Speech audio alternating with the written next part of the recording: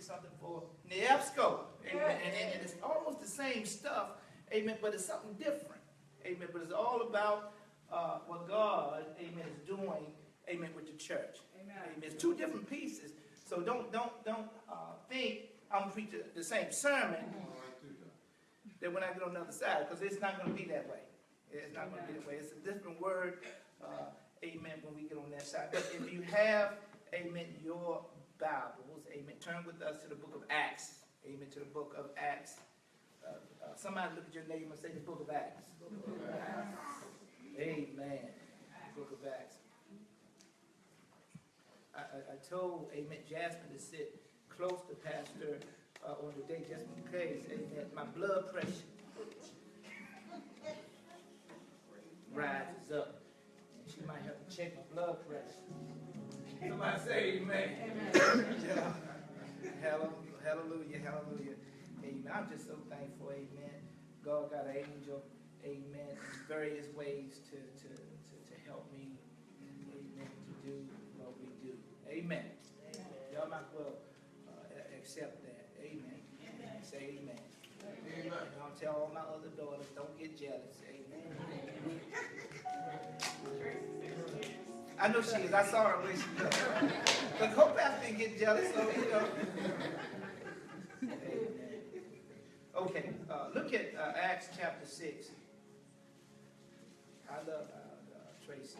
Amen. Amen. I love her. Amen. So you're not counted out, girl. Amen. Amen. I love her. Amen. You know, but sometimes she'll come in here and she'll give me a hug, and I need it. Amen. I need a hug. She knows just when to do it. Amen. So I thank God for all of them that helps us get through. But in Acts chapter 6, it says, now in those days. Yes. Amen. That means it was a different day. Somebody look at your neighbor and say it was a different day. Different day. It wasn't the same day, amen, but it was a different day. We're going to talk about that day and these days, amen. Like today, amen. Today is a different day, but it's about the same day as the Lord, amen, was dealing with the church, the new church, amen, not based on the grace and mercy of God. Those days, amen, but something happened before those days, amen.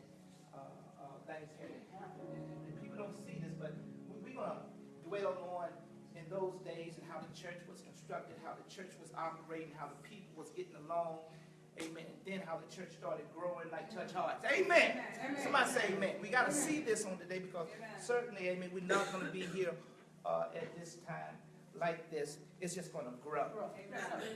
So it's just going to grow. But we got to, Tracy, we got to be in place, amen, that we can take on some responsibilities. Amen, that we can handle the growth.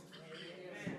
We can't wait. I was talking to some deacons early on this morning. We can't wait until it just all of a sudden you got all these people and then we don't know how to respond. Amen. We got to be in position, amen, to handle what's coming in. Amen. Say amen. Amen. Amen. Praise the Lord. But in those days, when the number of the disciples was multiplying, you see that these arose. Come on now, I almost forgot. I don't wear these because just to look good. I need them. Amen. Arose a complaint against the Hebrews because their widows was neglected in the daily distribution. You see that?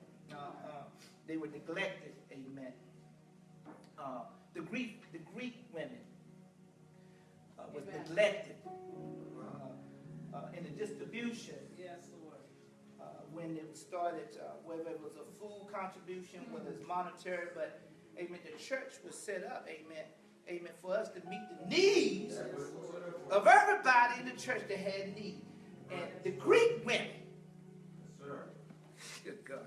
It was the Greek women. Didn't have no man in the house. Y'all better hear me.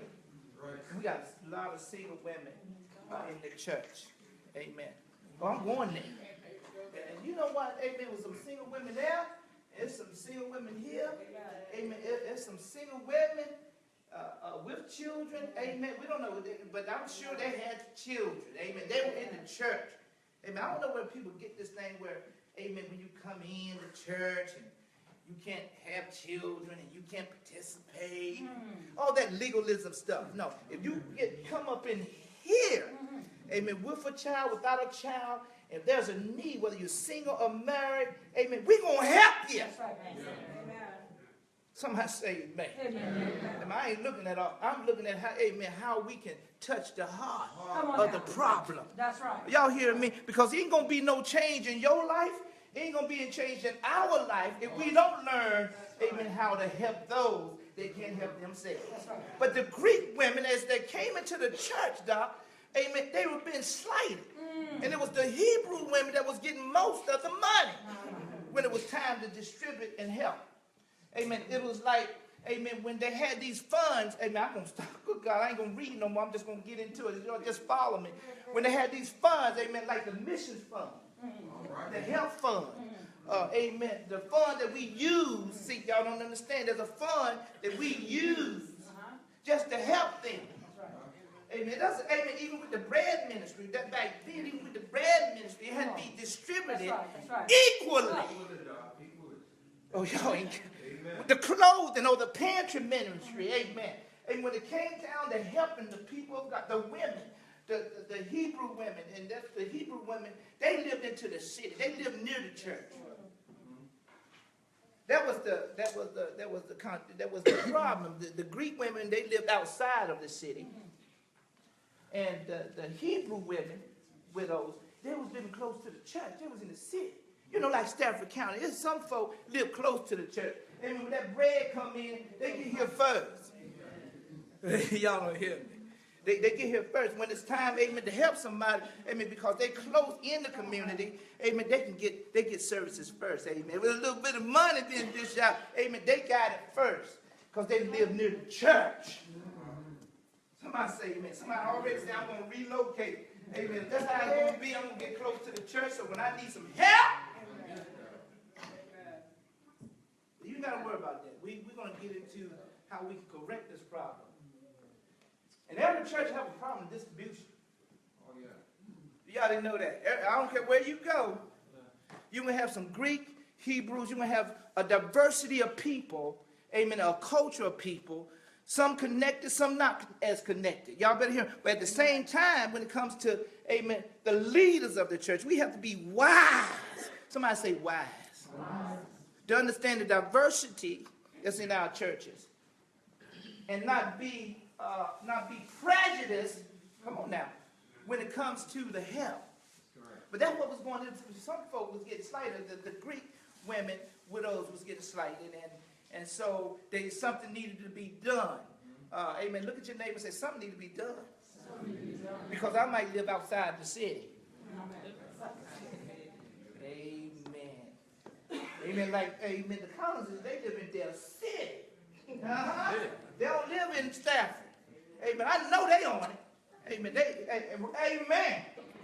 Amen. They support us. Amen. They love the ministry. They connected. And they want to be equally, amen. They want some fairness about this thing. Amen.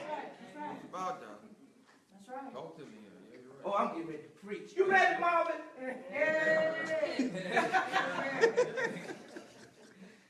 Just playing. I don't know how I'm going to get there today.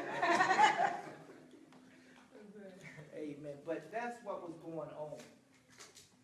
Amen. That's what the co-pastor looked at me when we was coming back to North Carolina. She said, I hope the Lord is talking to you because there's a lot been going on.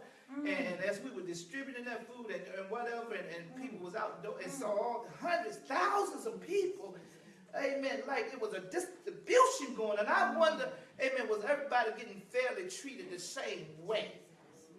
And then the Lord said, this is what you're going to preach about with Church House, because when we do this thing, it got to be done right. Somebody say amen. Amen. Got to be done right. Amen. So that was the situation. The Hebrew women and the Greek women. The Greek women were being slighted. The Hebrew women, amen, was getting the most of what was happening in the church because they were close, amen, of the church. And then what happened, look, and listen to me now, because that's what the church is all about. Come on now. First of all, you got to reshape your mind and what you think the church is and what it's about. is about helping people and helping those that are part of the household of faith and how, amen, the church did things. Now, when you look at Acts 2, amen, through 40, Acts 2, 41 through 46, it says, amen, as the church began to grow. Y'all see that? And as they began to grow, it said they was on one accord, and they sold their possessions, and those possessions came to a point where that was that contribution, that was that fund, that relief fund. Yes, sir. Yes, sir. And later on in the day, it got big. I mean, it was 14. It said it was most, look at Acts chapter 2, 40, 41 through 47. And then, amen, as the church began to grow, amen, it says, amen, men was added to the church. Amen. Man, when you know a church is about helping folk, when you know church is about a good mission, amen, when you know folk, the church is feeding folk, amen, helping folk with this, that, and the other, amen, guess what? It's going to what? It got to grow. Look, I tell folk, if you want to get tapped into in a church, you want to be connected, get one that's going to help somebody. Put it through the test. And I'm right, daughter, say amen. You better say amen with that hoarse voice you got. But I was praying for her when she said, Pastor, my voice. I said, well, I was praying, I started praying, well, you better be healed by the evening service. That's right.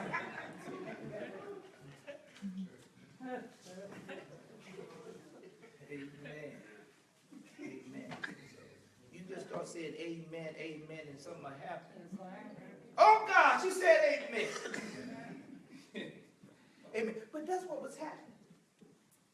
That's what was happening, Mom. Amen, Chris. That's what was happening. So what the church did, look, when the church saw this, amen, the Greek women, they started complaining. Oh, man, when women start to complain. Good God, when women start to tell you how to feel about it. Oh, y'all ain't praying with me. It's in every church. That's right. When the women start coming to those elders and the pastor about the unfairness, amen, of the church, they'll know how to tell you. They'll clean you up, amen, like they clean chitlins if they have to.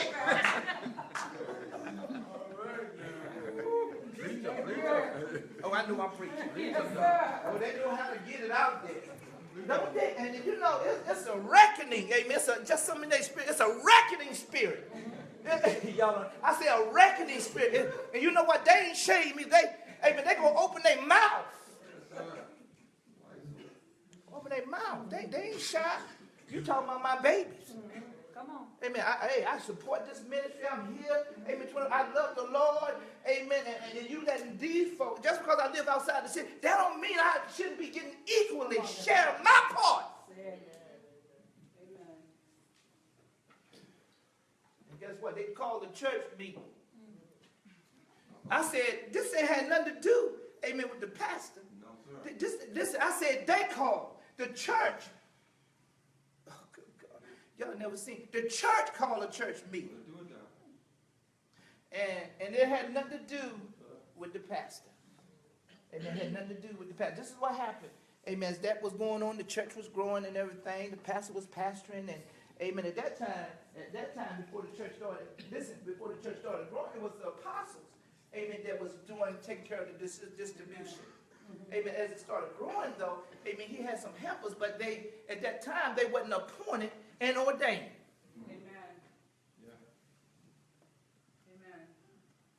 At that time, amen, they was just doing what they do, amen, to help the folk.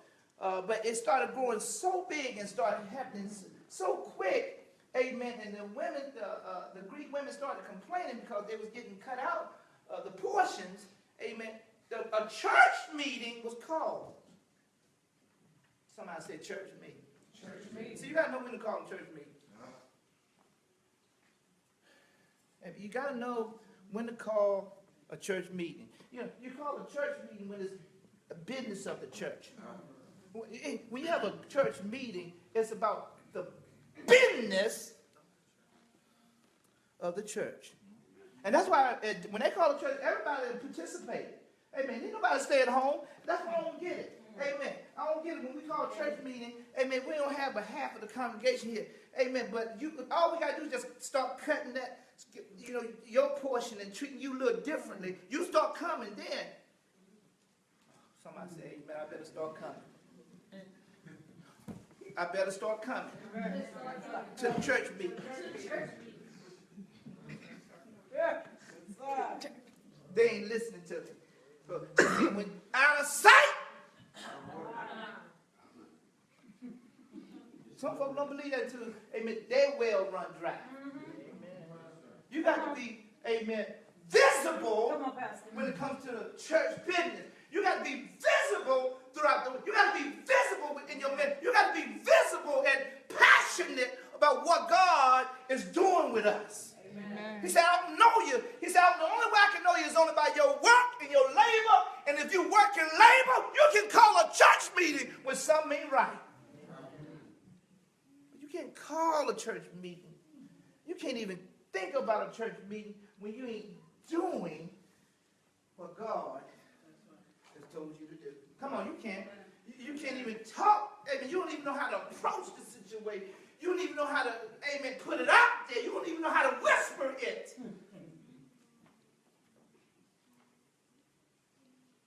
So it says the people, Chris.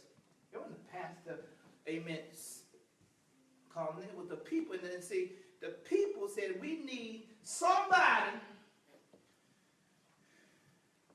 not in the Hebrew clan, because it was more, amen, food already and money been given to the Hebrew clan. So the thing about it was getting some of those Greek players. Y'all don't know. See, it's all about business. It's all about positioning. Listen, it's all about, amen, we need some folk going to represent us. Diversity is good. Amen. But with every diverse situation, you need someone in your clan. Say, I need somebody in my clan. That means in your family. I need, and usually, Doc, it's the man. That's me. Y'all don't hear me. It could be Uncle Grover is a deacon. Uncle Grover. Daddy might not be. It might not be Daddy. It might not be Daddy. But it might be Uncle Grover that can represent our clan. It got to be some representation. Listen here. If you're going to be connected in the church, amen, about the church business, amen, it's about to be about the business, and it's about representation, elder. This part right here, when you get over 18, you got to represent yourself, your own house. If you ain't got nobody else but your house, Doc, you need to be here all by yourself. Not because your mama here. Hey, this is my stuff.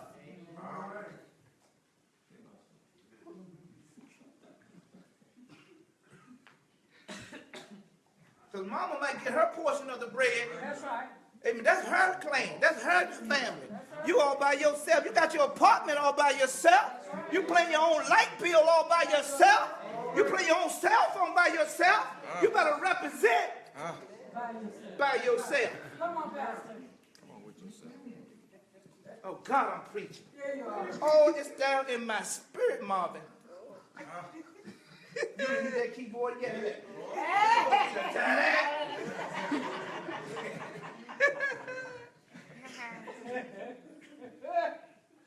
But need some representation. So they had a representation say, let us chose somebody to represent our clan. So the Bible said it was Philip and Stephen. Philip, they were of the Greek clan, Doc. They already had enough representation in the Hebrew clan. Yeah. So when the church meeting came in, when this time was choosing people, it said, Philip! Because see, what happened was, amen, when you present this stuff to the apostle, you can't say, amen, there's somebody that we don't know in the church, but, you know, he can represent in no ties. And the apostle don't want to hear that. Is he in the family?